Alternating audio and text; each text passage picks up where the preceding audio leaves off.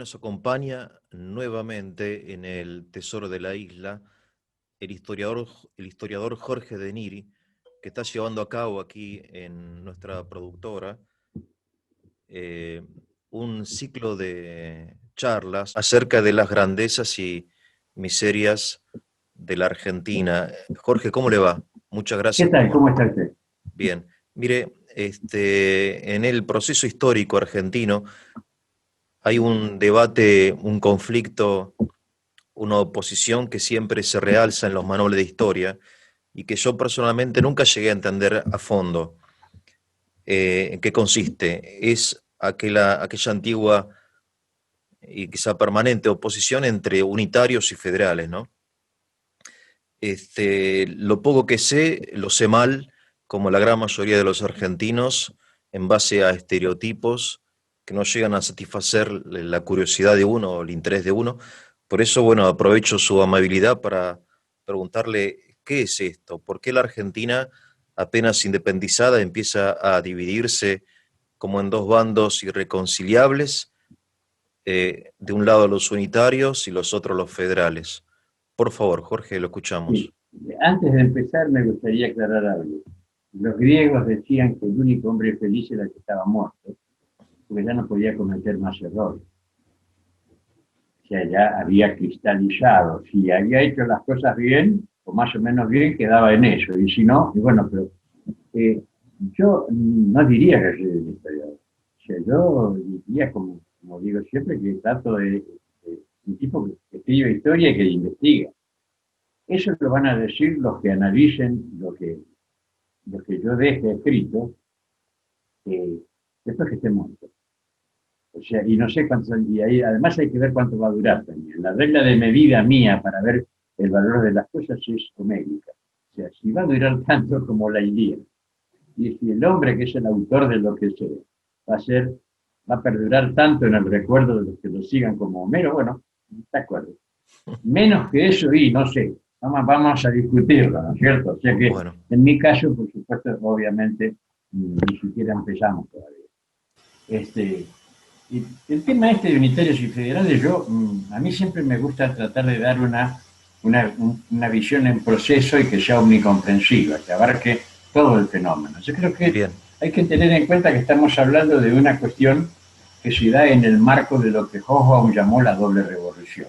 O sea, aparece una revolución política que está atada a una revolución económica, ¿no es cierto? La revolución industrial, por un lado, el disparo inicial políticamente lo hace la Revolución Francesa, no la norteamericana, ¿ya? Podemos decir por qué también. Pero lo concreto es que la pregunta sería, ¿qué está primero, el huevo o la gallina? ¿La revolución política forzó la económica o fue la económica la que forzó la política? Porque en última instancia, la revolución política marca el momento en el que una burguesía que se había enriquecido con el comercio y no hablemos de fábricas, hablemos de talleres todavía, ¿no es cierto?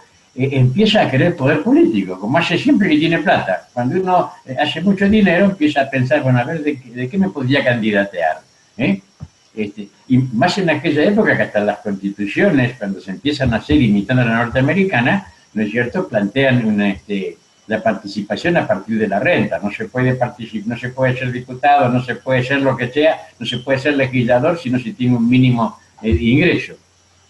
Pero aparte, bueno, ahí tenemos una primera, o sea que hay que caer inevitablemente, Cruz Diablo, pero hay que hacer un análisis de tipo naturalista dialéctico. O sea, de sí, un lado están los comerciantes, los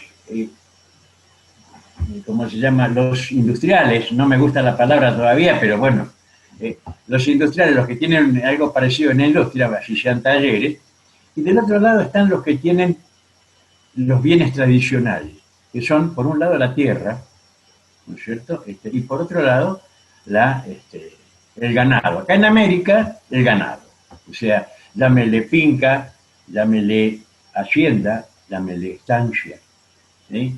Pero el facenda, el tipo que tiene una finca en Colombia, tiene una hacienda en México, tiene una estancia en la Argentina, tiene una facenda, ¿no es cierto?, en el Brasil, pero es el mismo tipo de individuo. Hasta el día de hoy se puede ver el parecido que hay entre el gaucho, por ejemplo, o entre el vaquero mexicano, que entre paréntesis fue el que le dio todos los hábitos al cowboy, ¿no es cierto?, hasta el sombrero, porque el Stetson es una deformación del sombrero del...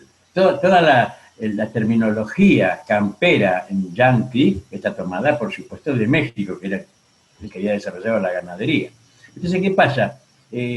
Para los bienes codiciables, el que tiene ganado está en desventaja. Y aparte, el que está en las ciudades tiene no solamente la ventaja de que lo que él produce vale más, es un bien de intercambio, aparte un bien de intercambio que es inerte, que se lo puede dejar guardado para cuando haga falta, no te lo voy a vender porque no me querés pagar lo que yo quiero, mientras que el otro no se ve obligado, si es una cosecha tiene que largarla, los animales tiene que venderlo.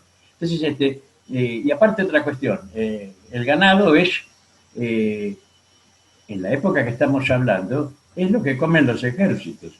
Sobre todo hablemos ahí, vayamos a, no en la Argentina sola, que se mantenían con ganado en pie, iban arreándolo, cuando llegaba la tarde tocaban a degüello, tocaban carneada y mataban los animales que hacían falta para alimentar a la tropa. Pero ese ganado, ¿de dónde salía? Y de gente a la que por ahí le daban un papel y se le iban a pagar el día de Maricastaña, el día del cojo.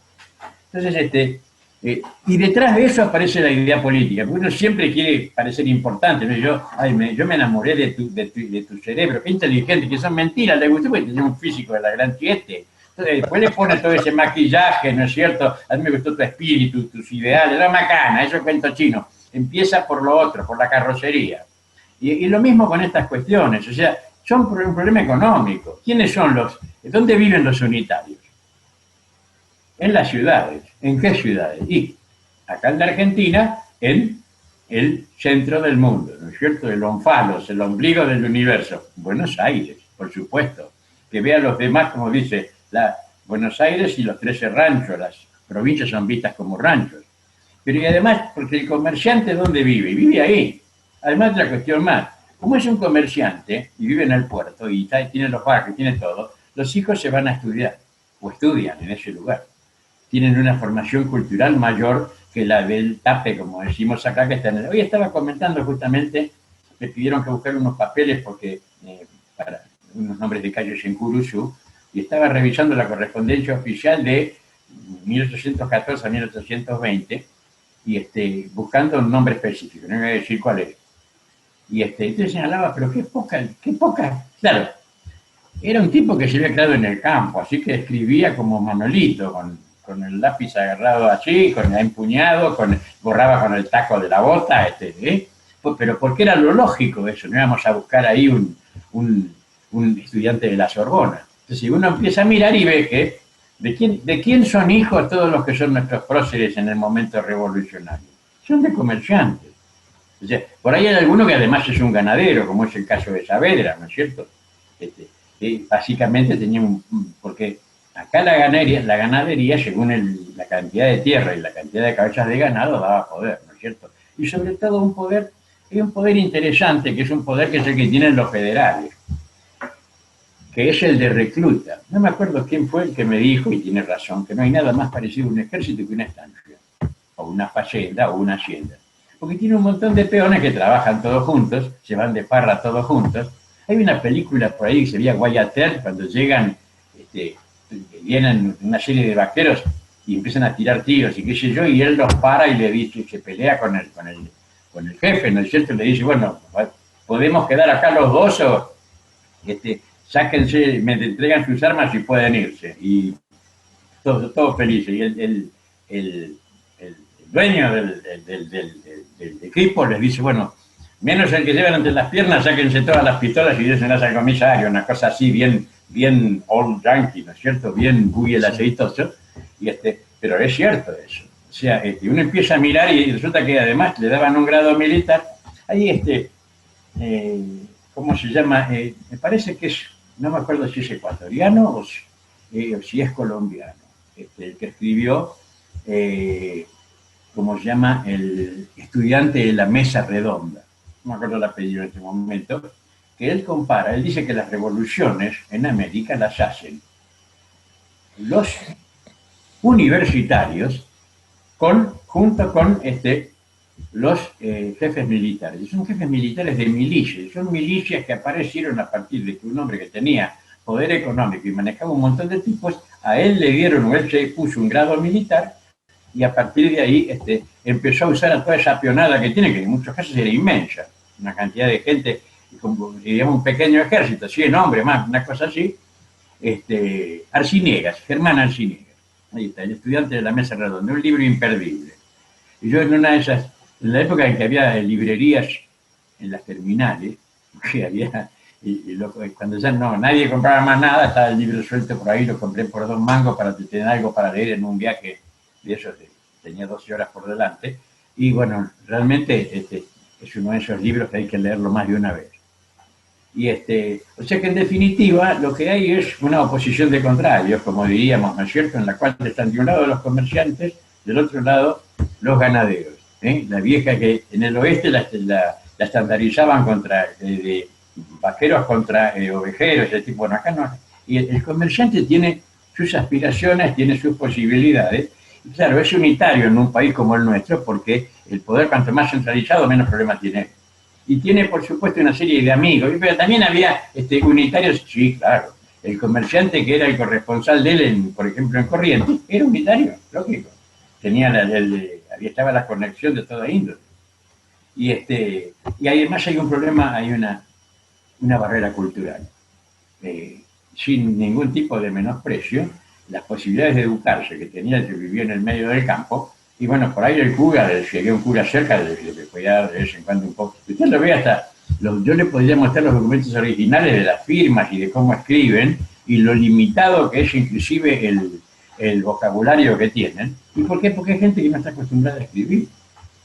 Y mientras que además el de la ciudad tiene prejuicios contra el que no tiene la misma formación o el nivel formativo de él. Uno lo lee a Mantilla, y Mantilla para él, digamos, están, como dice, la parte mejor y más sana de la sociedad, lo cual implica que del otro lado hay una parte peor y más enferma, ¿no es cierto?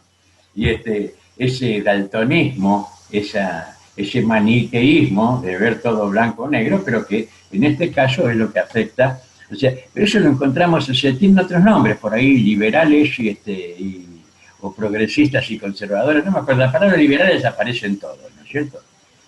Se repite en toda América. Y uno empieza a mirar y detrás de eso hay un fenómeno económico que es parecido. Por ahí siempre hay tipos que tienen todo, que juega con todas las barajas, tiene el as de espada en una mano, teniendo industrias o artesanías o lo que fuese, y el macho de bastos en la otra, porque además tiene una gran cantidad de ganado y campos y qué sé yo. E inclusive eso fue lo que generó la mentalidad sociocrática, diría yo, en un país como el nuestro. Porque en Argentina, el prestigio, ¿cómo diríamos? La paquetería social la da el tener campo y vacas. Es decir, me voy a mi campo, te invito a comer, no importa, es un tipo que tiene 10 fábricas, pero se compró una estancia porque no puede dejar de tener estanciero. Tiene que tener él, ¿no es cierto? Y tiene que criar caballos de raza, a lo mejor tiene un aras. O sea, no voy a dar nombre porque no hace falta, ¿no es cierto? Desde sindicalistas, políticos, lo que sea, que tienen unos 1000 jueces de alto nivel y están allí. ¿Por qué? Porque el prestigio social viene de eso, ¿no es cierto? Si es posible, el hijo después juega al polo. Fíjese, digamos, la estructura social del polo. La Argentina tiene el mejor polo del mundo, ¿no es cierto? Nadie quiere competir con la Argentina porque es tiempo perdido. Cría los mejores caballos de polo, todo. Y bueno, ¿y quiénes son los que están en el polo? ¿Son apellidos de pirujos? ¿O son de gente que tiene toda una ascendencia detrás? O sea, ojo, prohibido. O sea, como si resentidos del mundo unidos, no, por favor. O sea, yo no estoy hablando de un enfoque de resentimiento ni nada, sino que me parece que es una realidad histórica que la Revolución Francesa, ¿no es cierto?, llevó, además por sus aspiraciones universales, porque ya el prólogo de la Revolución de la Constitución norteamericana, que fue la primera, hecha por encargo, dice, para nosotros y para nuestros hijos. Los franceses, que decían que en el macuto de cada soldado de Napoleón iba un ejemplar de los derechos del hombre y del ciudadano, pensaron, tan omnipotente, que dijeron, lo que nosotros creemos que es la verdad, si lo vamos a imponer al mundo, si hace falta por la mala. Y esa vocación universalista de la Revolución Francesa fue la que tuvo una difusión inmensa, es la que nosotros tomamos. Cualquiera que cante el himno, escúchelo un poquito y va a ver que dice: oíd mortales de libertad, libertad, libertad, igualdad, igualdad, igualdad, todos los pueblos del mundo, o sea, libertad, igualdad y fraternidad. Y nosotros, los argentinos, el ideario de la Revolución Francesa lo tenemos metido hasta en el himno. Y entonces, bueno, ahí aparecen los federales y los unitarios. Lo interesante es, y eso sí, creo que vale la pena señalarlo, la pervivencia que tienen en la Argentina las peleas. Ese asunto de un país dividido en dos bandos irreconciliables que creen que la solución de todos los problemas es que el otro bando desaparezca, lamentablemente no sé si no es anterior. Eso yo diría que empezó a esbozarse ya con la discusión entre Saavedra y Moreno. Porque Moreno, el gran repúblico, pero la ley de prensa que hizo, hay que leerla, y es una ley de censura. El único que puede publicar es el gobierno, todo lo demás mejor que se cuiden. Y no, lo pintaron como que no, la libertad de prensa. Mentira, no es una ley de libertad de prensa. Hay que leerla, por favor, a ver si lo que yo digo es exacto, ¿no? Jorge, permítame, le interrumpo un segundo a ver si entendí más o menos bien, porque son tantas las cosas que usted va mencionando que es difícil hacer una síntesis, digamos, y detrás de la política hay un problema económico, es como una idea marxista, digamos, como Sí, Eric una Hobsbawm era un interpretación. marxista. No, no, Era un obviamente, no, marxista. Pero pero además es un marxista muy coherente, muy cerebral, un claro, hombre que volvió del fanatismo, ¿no es cierto? No sé si alguna vez fue fanático. Cuando yo sea grande me gustaría ser como él. Porque uno lo lee y dice: ¿cómo puede ser que este tipo, que nunca creo que tuvo de visita dos veces en Argentina, entienda tan bien lo que somos, cómo pensamos, lo que hicimos? Si no, es, por supuesto, y además creo que no requiere. Escribió un librito que se llama Las Revoluciones, librito, una obra maestra, Las Revoluciones Burguesas, un poco en la que se pinta todo claro. esto. Ahora, me parece a mí que de todas formas no, nos llega a explicar el fenómeno local nuestro argentino. Digamos, como yo no soy marxista, no creo que la economía vaya a Yo determinar tampoco. los procesos políticos, empezando No, por pero el hecho de sirve que, como mecanismo sí, de claro, análisis. sí, obviamente, pero me refiero que como es una herramienta interesante, pero quizá insuficiente desde el punto de vista de que, por ejemplo, en las provincias, como usted dijo, también había comerciantes, quizá pequeños, quizá grandes. En la provincia de Buenos Aires había ganaderos y bueno, las cosas eran más mezcladas, ¿no? Ahora, desde el punto de vista, eso es lo primero que usted mencionó. Después, usted mencionó, entre otras cosas, el tema de la Revolución Francesa, ¿no? Como inspiradora de la Revolución Nuestra de Mayo.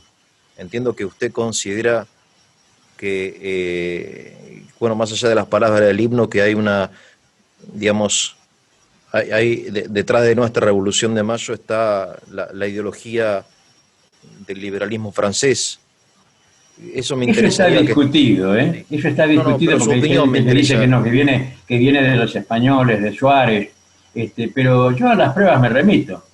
Ya empezando por el himno, cada vez que lo cantamos estamos haciendo, elevando loas a la revolución, al pensamiento básico de la revolución. Yo el día estaba mirando el gran desfile del 14 de julio de este año, gran Sí, desfile, monstruoso, ¿no? En el cual el presidente Macron y escuchaba cómo cantaba la marsellesa, y atrás de lo que sería uno de los costados del lugar de desfile inmenso estaba, ¿no es cierto? El liberté, égalité, no sé si se pronuncia así, fraternité.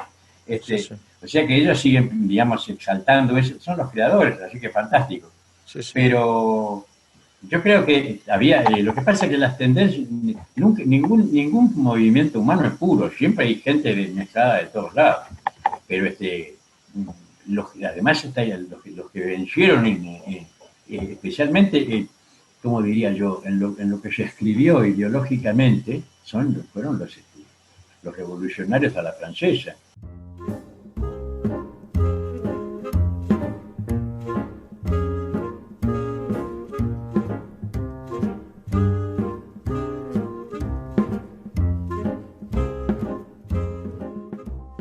Aparte se sacaron de encima unos cuantos molestos primero, ¿no es cierto? Ya lo dejaron, lo liquidaron a Liniers, que era el que podía haber sido un contrarrevolucionario, después no solamente a Liniers, lo despacharon a Álzaga, que era el gran héroe de la Reconquista también en la ciudad de Buenos Aires, el que logró que el ejército ese que había disparado delante de los ingleses se atrincherara en las casas y junto con la población los destrozaran a los invasores. Claro, una figura que era muy tentadora para convertirla o para darle un liderazgo. En el caso de Álzaga, sobre todo, que era un hombre muy, muy rico, parece que hasta físicamente era muy hermoso, un tipo atractivo de donde se lo mirara, y Liniers tenía un nombre que tiene muchas tachas de, digamos, no quiero decir débil de carácter, pero que le faltaba, como decía Tipicucú, le faltaba piripipí, ¿no es cierto?, para tomar decisiones duras y eso. Entonces, mientras que Álzaga parece que tenía otra madera. La cuestión es que a los dos, y a unos cuantos más también, porque hay una cuestión, ninguna revolución se hace sin sangre, ¿eh?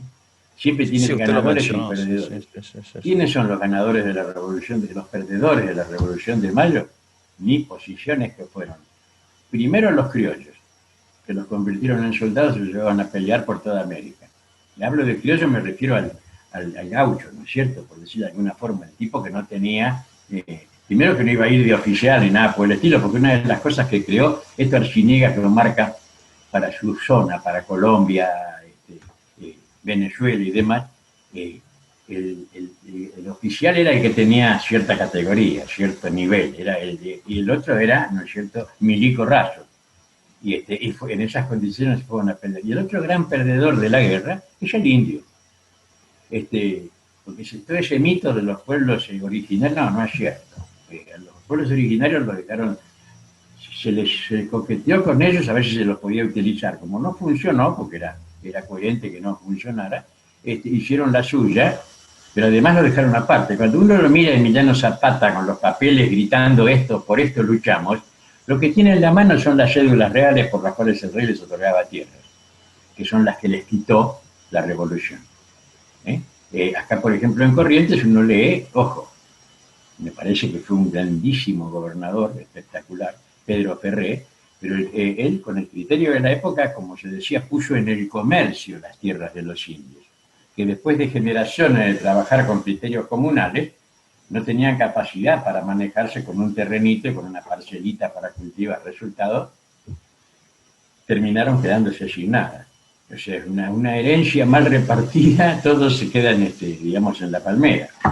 Bien, Así ahora, que, sí, disculpe, lo interrumpí. De punto de vista, digamos, si se puede abstraer por un momento de los hechos históricos, ¿se puede llegar a una definición de unitario y a una definición de federal?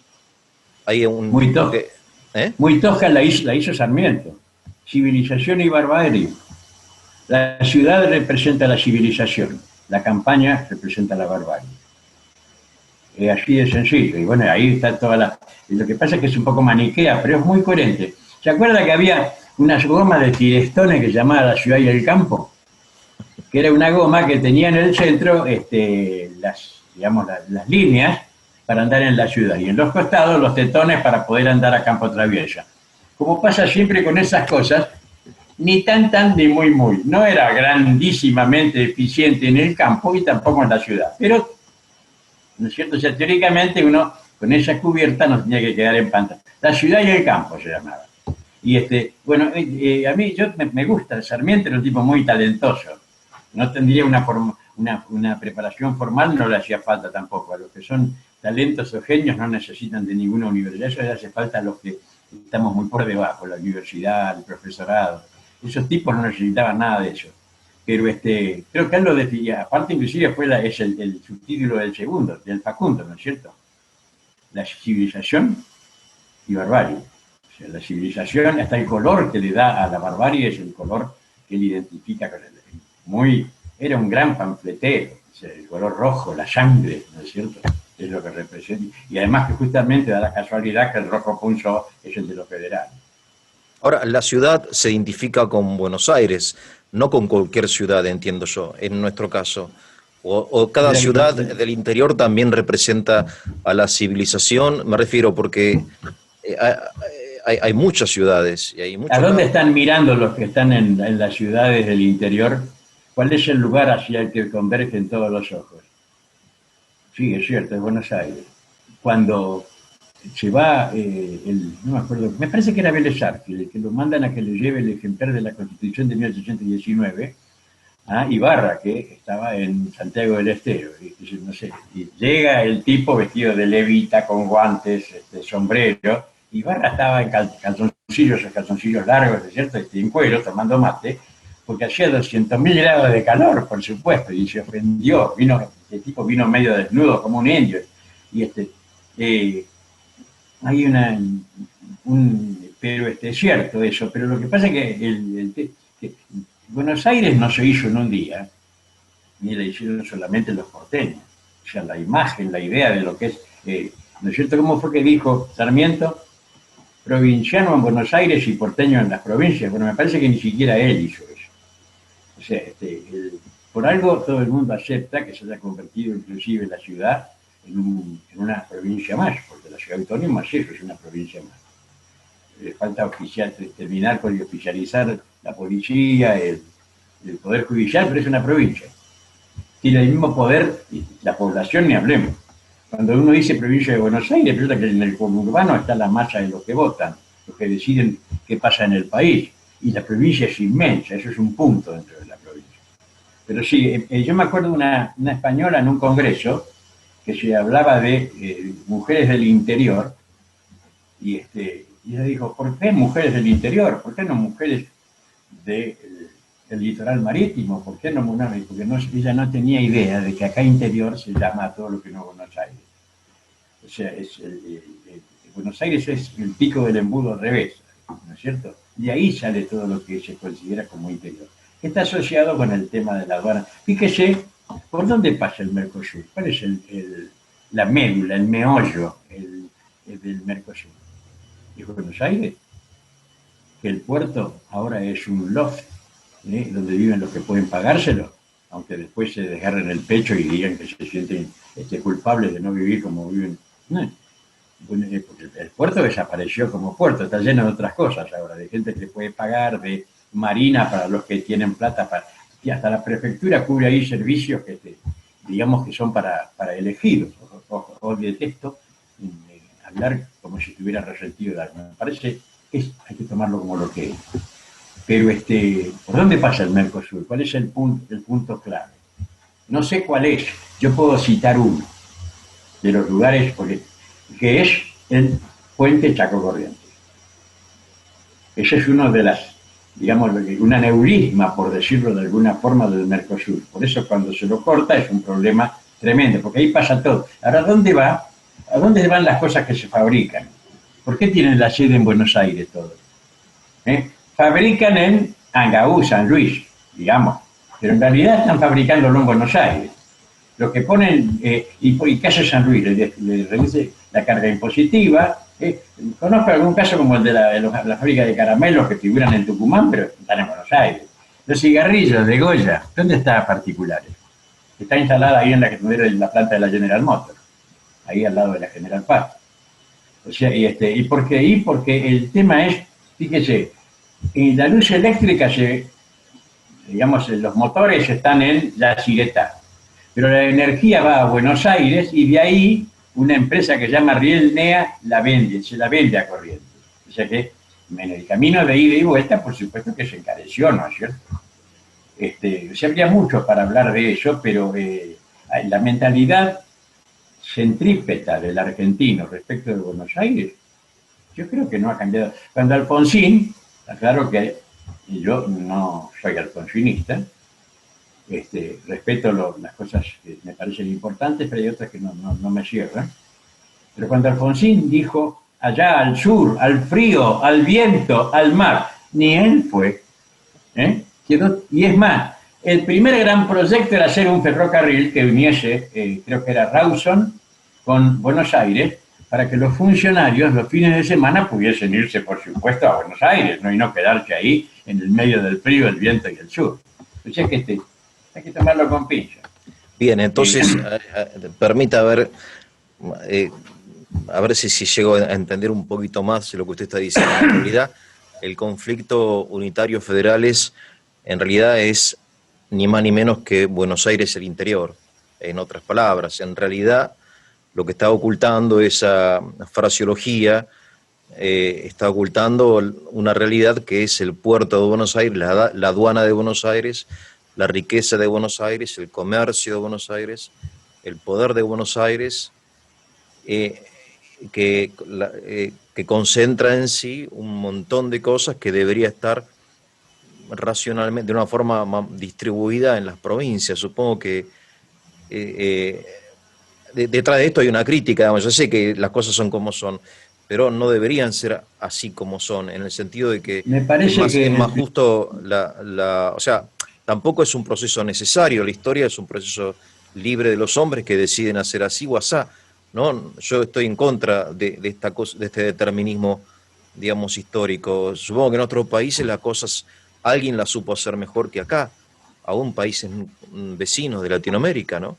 Ni hay que hablar de Europa o de Norteamérica. yo no sé qué es mejor y qué es peor. O sea, el tema es que somos un pueblo desconforme. Me parece que sí. Porque está el tema de que es, yo siempre le decía a mis alumnos, les hablaba de la cantidad, la calidad y la cualidad de vida. O sea, la cantidad es fenómeno. El bestseller más grande de la historia lo leyeron 10 millones de personas. No debe ser un libro muy profundo. Si lo pudieron leer y entender 10 millones de personas, muy profundo no es. Dice, el auto más vendido de la década debe ser medio berreta, porque los autos buenos, que no podemos comprar la gente como nosotros, los puede comprar muy poca gente. Eso sería la calidad. Todos sabemos lo que es la calidad. Este es el fenómeno. Ahora falta la cualidad, porque yo puedo usar la seda, el raso, ¿no es cierto?, para hacer vestiditos de comunión, para hacer trajes de novia, o para hacer la ropa de, digamos, prostitutas. La calidad es la misma, lo que cambia es el uso, ¿sí? Y hay gente que va a decir, qué bárbaro, bueno, pero es así eso, ¿sí? La cualidad de vida, o sea, la cualidad de vida que tiene el que vive acá en Corrientes no es la que tienen ustedes. La calidad es diferente, por supuesto que hay un montón de cosas que no hay, pero la cualidad, o sea, el peligro de ser robado, el tiempo que se tarda en llegar al lugar de trabajo, hay un montón de cosas que hacen que la vida sea más amable. Ni hablemos de los pueblos del interior de Corrientes. Entonces, hay gente que se ríe cuando yo le digo que en Goya, que es lo que yo conozco bien, el reloj tiene horas de goma. Porque uno va por la calle, se encuentra con un amigo, ¿cómo qué haces? ¿Cómo te va a decir? Toma a tomar un café. Listo. Se cortó lo que estaban haciendo y se van a tomar el café. Eso no tiene precio. El hecho de irse el fin de semana, la gente a mí me da pena cuando la veo en la Panamericana tomando mate debajo de un puente para hacer una salida al campo de fin de semana, por el amor de Dios. O sea, yo me acuerdo que tenía un cuñado que trabajaba en, en el Garrahan. Era bioquímico y había conseguido una beca, una pasantía, una residencia, no sé qué. Entonces, un día que viene a Goya, yo estaba preparando todo mi equipo para irme a pescar, como me iba todos los fines de semana con mi amigo del alma, y ¿por qué te vas todos los fines de semana? Y me voy para descontracturarme, me voy para limpiar mi mente, me voy para se reía a gritos, porque lógico, él pensaba en lo que es Buenos Aires, las posibilidades que tiene el fin de semana el porteño, lo que es la semana en Goya, para que después el fin de semana encima me voy a ir para que se me pase, para sacarme la mufa. O sea, la cualidad de vida, lo cual no quiere decir que hay un montón de cosas que uno no tiene, por ahí sí, fenómenos. Buenos Aires en algún momento, como decía Vargas Llosa, era la ciudad que tenía más librerías del mundo. Bueno, acá habrá una o dos o tres, pero y bueno, con eso nos arreglamos. Ahora, hay cosas que no tienen precio. O sea, ojo, yo estoy hablando todo esto, son idealizaciones pre-pandemia. No sabemos qué va a pasar después de esto, cuando podamos salir de vuelta a la calle, si esa cualidad de vida va a ser la misma.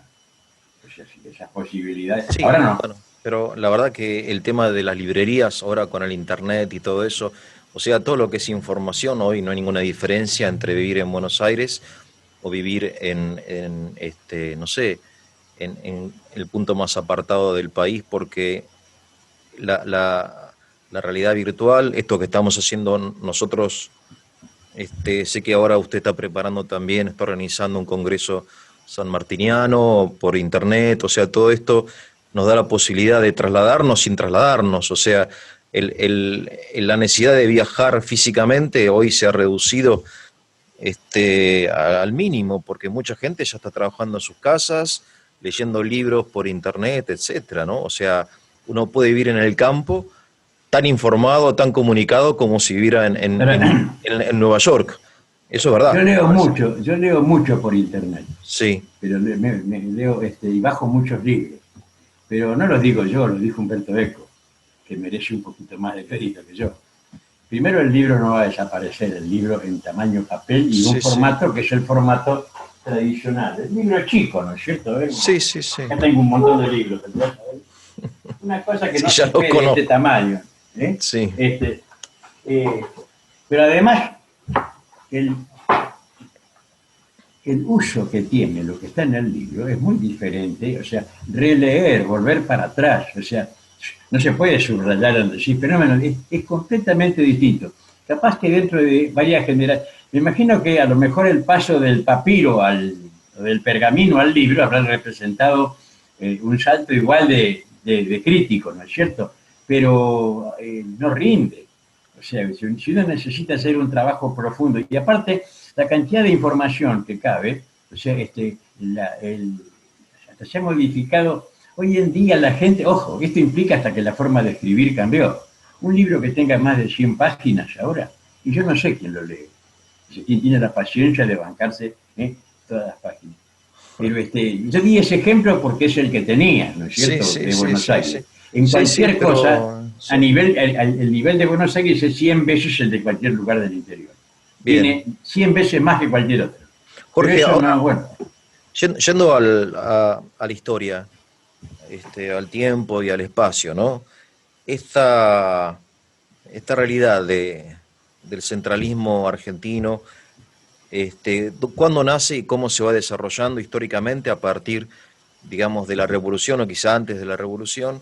¿Y cuáles son los hitos históricos? Supongo que le estoy pidiendo como un resumen hasta el día de hoy, digamos, ¿no? ¿Cómo se desarrolla esto? ¿En qué momentos se realiza más un federalismo? ¿En qué momentos de la historia hay más influencia de lo unitario? ¿No? San Martín, Belgrano, que eran federales, unitarios, se pueden inscribir dentro de esta categoría, son categorías posteriores, de una década posterior o 2 décadas posterior. ¿Cómo? San Martín y Belgrano eran monárquicos. O sea, por lo tanto, les gustaba un sistema centralizado. A ellos les gustaban las monarquías parlamentarias, que era lo que, digamos, obnubilaba a los que no les gustaba el desorden, el tumulto. Este, eh, eh, para hablar del revolucionario, digamos, del estilo que estamos pensando, y Artigas. Artigas. Artigas era un republicano digamos, irrestricto. Pero los demás, ahora, pues, San Martín es un hombre que cuánto tiempo pasó en el país, y además, en eso Mitre creo que estuvo muy bien con sus títulos, le puso Belgrano y la independencia argentina, y San Martín y la emancipación americana, porque él lo vio a San Martín con una visión continental, ¿no es cierto? Trascendía todas las fronteras. Belgrano le preocupaba, o sea, y además que necesariamente las circunstancias lo llevaron a ocuparse de nuestro país, de lo que iba a ser el país. Pero este fenómeno del centralismo porteño empieza ya en la época del virreinato, cuando a Buenos Claro. Aires le dan, de cierta parte, por una cuestión muy lógica, tenía el puerto. Bien. Y el puerto primero no podía entrar nada, estaba prohibido, entraba de contrabando, tenía todo. Para eso fundaron la colonia los portugueses. ¿eh? Colonia fue yo siempre doy el mismo ejemplo, ¿no? En Monterrey, donde sale la luna, aparece el bravo zorro. El zorro es un contrabandista, él es el que tiene la careta puesta. La ley la representa el gordo, el sargento García, y el otro, el español malo, ese, el esgrimista cretino. Pero Mm. lo que pasa es que, ¿qué era lo que contrabandeaba? Ahí las cosas que hacían los ingleses, la revolución industrial, en su momento. Y todos codiciaban esos bienes.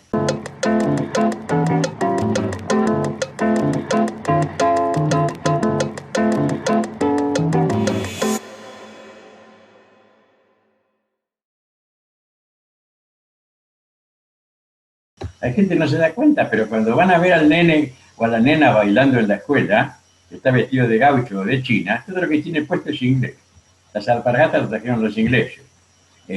La tela la trajeron los ingleses, ese tipo de tela. La pava la inventaron los ingleses, que es una copia de la época. Era todo distinto. A partir de 1850 y pico era todo Made in China, por decir así, Made in England. Y claro, era más lindo, aparte salía más barato por ahí. Así que liquidó todas las industrias. Ahora queda Catamarca, capital del poncho, pero ahora el poncho es un artículo de lujo, de colección. En esa época le vendían a todo el virreinato. Tucumán creaba mulas, porque eran las que se usaban para traer la mercadería a través de ese camino inmenso que pasaba por Córdoba, no sé si terminaba en Lima. Pero cuando entraba por el puerto, ¿para qué iban a hacer ese camino? Por eso que hay provincias, cuando Güemes estaba luchando, digamos, su lucha de fronteras, ¿dónde estaban los españoles alojados? En Salta, y él estaba viviendo en el medio de ahí de los cerros. ¿Por qué? Porque a los salteños tienen una unión secular, por decir así, con Lima. Carratalá estaba casado con una salteña, uno de los españoles más malos, ¿no es cierto? Más malo que la peste. O sea que es ni tan ni muy. Es un tema muy complejo, pero lo concreto es que, aparte, sí, fenómeno. Los ganaderos eran... acá nunca hubo... Lo que entendemos como federalismo, y en el caso de Corrientes, lo mío es la historia de Corrientes. Corrientes puede decirse que fue federal entre 1821 y 1839, y después con algunos chispazos. Pero ¿por qué ahí? Porque estuvo permanentemente agredida por otras provincias y con gobiernos, diríamos, de facto. Después, cuando tuvo que entregar sus receptorías y la recaudación impositiva la empezaron a hacer para el Estado federal. ¿Y quién es el Estado federal? ¿Dónde está el Estado federal? No está en Buenos Aires. Entonces, usted sabe que, como dicen, el que parte y reparte siempre se queda con la mejor parte. Y aparte, ahora ni hablemos ahora. Ahora no, el federalismo es... Voy a volver de vuelta, yo fui muchos años profesor de secundaria y me siento más profesor de secundaria que ninguna otra cosa. Fue muy grata mi paso por el nivel medio. Yo le decía siempre a mis alumnos, hoy es viernes, ¿no es cierto? Bueno, fenómeno. Ustedes llegan a su casa y empiezan, papi, mami, tengo que salir. Hoy es viernes, ¿eh? No, a ver cómo te portaste, tráeme las notas. Tiene que agachar la cabeza y ir al pie, porque el que decide si le van a dar, cuánto le van a dar y cómo lo puede gastar, y son los padres. Acá tenemos todos un padre que es el Estado Nacional, todos los que vivimos en el interior. Y además, vos te portaste mal. Esta semana no tenés un más. Te quedás en casa, jorobate. En todos los órdenes, ¿eh? Mandale a este menos tal cosa. A este dale más porque este del palo. Entonces, ¿qué federalismo? El federalismo es autarquía. Entonces, tengo que manejar yo mi propia plata. Y es más, otra cosa, ahora que andamos con el tema de la Corte Suprema. La Corte Suprema del 30 convalidó el golpe de Estado. Tener un golpe de Estado era un cartelazo. Golpe de Estado es cuando un poder ataca al otro, cuando el Poder Ejecutivo quiere cocinar al Poder Judicial, o el Legislativo al Poder Judicial, o como sea, o el Judicial a uno de los otros dos poderes. Eso es un golpe de Estado. Lo otro es un cuartelazo. Y en el cuartelazo del 30, ¿qué es lo que estaba diciendo? Mi madre decía que cuando uno se le olvida lo que estaba por decir, seguro que iba a decir una macana. Pero en el cuartelazo del 30, la Corte Suprema convalidó eso. Puso una serie de objeciones, ¿no es cierto? Sí, fenómenos. Ahora, nadie cambió lo peor que hizo el 30, que fue acumular todos los recursos en Buenos Aires, y que Buenos Aires, que lo dice, todo el mundo habla de lo más pésimo, la democracia macana, la democracia económica. Nadie le volvió a dar a las provincias la autarquía económica que tenían antes. Que dicen, no, lo que pasa es que hay que repartir porque hay provincias que no les alcanza. Y si no les alcanza, tendrán que trabajar más. Habría que ver si es tan cierto eso. ¿Será que, no sé, por lo menos la propaganda acá en San Luis, que le va fantástico? ¿Será que no se puede arreglar solo? A ver. Déjeme preguntarle, porque usted va demasiado rápido para mí. Demasiado rápido. Usted dice que en el 30 primer lugar, usted hace una distinción que la primera vez que le escucho entre cuartelazo y golpe de Estado. Está en Yo los ente- libros de derecho. Bien.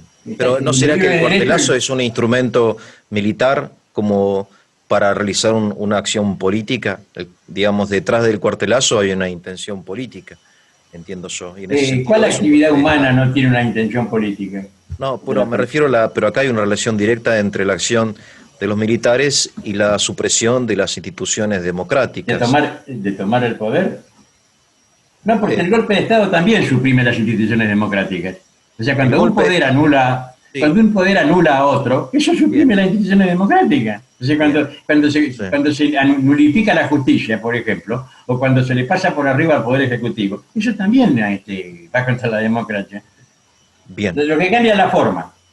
cambia la Y forma. además, ¿quién tiene más poder, no es cierto? En este momento, por ejemplo, en la Argentina, yo diría que los que tienen menos poder para hacer algo parecido, para tomar, los que tienen, valga la redundancia, los que tienen menos poder para tomar el poder son los militares. Primero porque no tienen el apoyo de la ciudadanía, o sea, vamos a ser Sí, claro, realistas. O sí, sea, sí, sí. los cuartelazos en la Argentina no era que el guasón salió un día y dijo, ah, tiembla Ciudad Gótica, eres mía, y ahí salieron los milicos en los cuarteles, era porque la gente, ¿qué esperan ustedes? ¿Qué están esperando para echarlo a este? ¿Cómo era que decían a tocar los timbres? Que los timbres en la Revolución de 1905, lo dijo Pellegrini, ¿no es cierto? Cuando dijo, el ejército es como un león enjaulado, los barrotes de la jaula son los reglamentos y las leyes, y especialmente las leyes militares. Cuidado con aquel que debilite o destruya esas barreras, porque Claro, queda el león suelto. Y bueno, pero ahora en este momento el león, ¿no es cierto? Aparentemente, aparte necesita, como cualquier otro, y necesita la aprobación social. claro, sí, sí, está claro, sí, sí. El mejor seguro que tenemos contra la posibilidad de que los militares decidan hacerse cargo del poder es que la población no los apoya, no los apoyaría nadie. Pienso, ¿no es cierto? Sí, Nadie sí, sí, estaría de sí. acuerdo con que pase eso. Eso solo es más que suficiente factor de disuasión. Sí, está claro. Ahora, en el 30, ¿qué es lo que pasó? Usted dice que Buenos Aires concentró el poder económico en la década del 30, hubo como un paso, este, Había una a situación ver, sí, internacional de sí, crisis, que es el famoso año 29, ¿no es cierto? bien, O sea, sí, se cayó todo. Entonces, la centralización que se hizo, yo no estoy diciendo que estuviera mal hecha en ese momento, lo que está mal hecho es que se dejó para siempre, como claro, pasa todo en este país. ok, El primer impuesto por única vez fue el impuesto inmobiliario, que lo puso Carlos Pellegrini. Yo he vivido a lo largo de mi vida dos impuestos por única vez. Uno que fue el que dio origen a la patente automotor, por única vez, minga, no sé cuántas cuotas. Y después el otro que no me acuerdo en este momento cuál era, que también, acá en la Argentina lo que al se hace cheque por creo, el única impuesto al vez, cheque también fue, por única vez llegó para quedarse. Entonces, ahora, yo no digo que en el momento que se puso, el problema es cuándo lo sacamos. Ojo, como el tema de la cuarentena, la discusión es cuál es. Y digo, bueno, ¿cuándo se lo levanta esto? Ahora no. Hay unos que dicen que claro, sí, otros que no. Ahora, si llega el momento en que es obvio que habría que levantarla y no se levanta, ahí empieza el problema. perfecto. O sea, el tema no es centralismo o distribución del poder, sino la oportunidad, digamos, de qué conviene en cada momento. Me refiero que hay un tema de discreción, de discernimiento, para decir, bueno, ahora nos conviene esto, mañana nos conviene otra cosa, y puede ser que en una ¿Alguien generación quiere? convenga algo que en otra No no sé. convenga, ¿no? Sería ¿Alguien así. quiere que las cosas.? Porque yo le voy a dar un ejemplo. Yo una vez le dije a un político de nivel acá, le dije que yo pensaba que Corrientes debía recuperar lo que le pertenecía y hacer la prueba. Bueno, vamos a ver si es cierto que no nos alcanza. O sea, porque le sacaron las rutas. Hasta la cabina de peaje está del otro lado del puente de una provincia amiga. Acá en Corrientes le sacaron los ríos. El puerto inclusive sigue, y el único puerto en serio que había, hasta el día de hoy, es el que se puede navegar y acceder en cualquier momento, porque el de Barranquera se colmata y además se inunda y demás. Es como un hombre al que le fueron cortando un brazo, una pierna, y después le sacaron los impuestos. O sea, los impuestos los perciben en Buenos Aires y mandan acá la coparticipación. Entonces me dijo lo siguiente. Dijimos, no, mejor, cobren allá, muchachos, si no nos peleamos con los amigos. O sea, la pregunta es, ¿alguien quiere que esa situación cambie?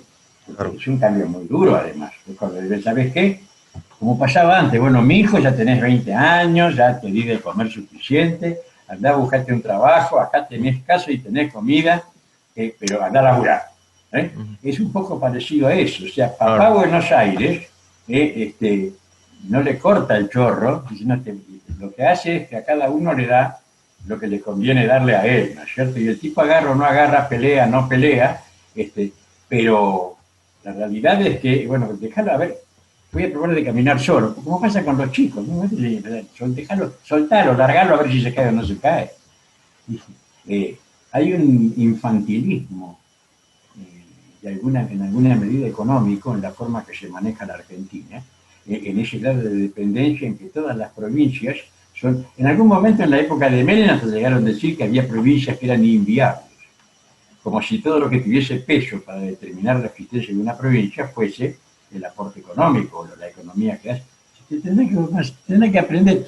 Yo hace tiempo que estoy mirando música de las Canarias, me gusta. Me llamó la atención un día, escuché una Isa de Lanzarote. Y bueno, ahora, después que estuve mirando un buen tiempo, han montado un negocio. ¿Eh? Tienen turismo, entonces todo el pueblo baila para los turistas. Todo lo que tienen voz para cantar, cantan. Son todos actores. Y montaron un negocio bien ojo, ahora no sé, porque estoy viendo cosas que son antiguas, ¿no es cierto? El Tenderete, que es un programa, se reconvirtieron de forma tal de ser interesantes para los turistas. Ojo, el turismo de Canarias sabemos lo que es potentísimo. Yo me acuerdo cuando un tío mío que era marino contaba cuando llegaban a Canarias y los chicos se tiraban y le tiraban monedas arriba del barco y las usaban a las monedas, con las monedas en la boca. Hay un progreso de eso. Hay una canción ahí que canta que se llama Cambullonero. El cambullonero dice Cambuy, o sea, es una hispanización de la frase que quiere decir puedo subir a vender, ¿no es cierto? El tipo ese que vive vendía, hay toda una leyenda respecto de eso y tiene su música y todo. Hay todo un proceso de reconversión. Ahora, Pellegrini dijo una vez que el argentino era por nacimiento becario, que ya todo resuelto, todo solucionado, la papa en la boca. ¿Eh?